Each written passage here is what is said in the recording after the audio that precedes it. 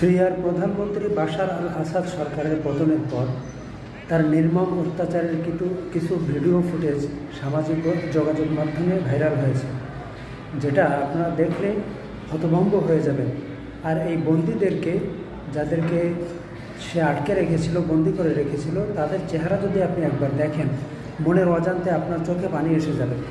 কারণ এতটা অমানবিক একটা দেশের বাদশা হতে পারে, এটা আপনি ধারণাই করতে পারবেন না। মধ্যযুগে যেভাবে মানুষকে জুলুম করত, সে সমস্ত জুলুমকেও হার মানাবে যদি আপনি এই বন্দিশালার বন্দীদেরকে দেখেন।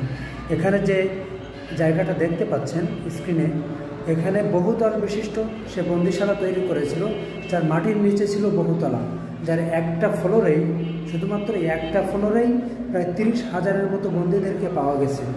এদের অত্যাচার এবং অত্যাচারের যে চিহ্ন আপনি যদি দেখেন, তাহলে আপনি হতভম্ব হয়ে যাবেন, আপনার চোখে পানি এসে যাবে যদি আপনি মানবিক একটা মানুষ হন।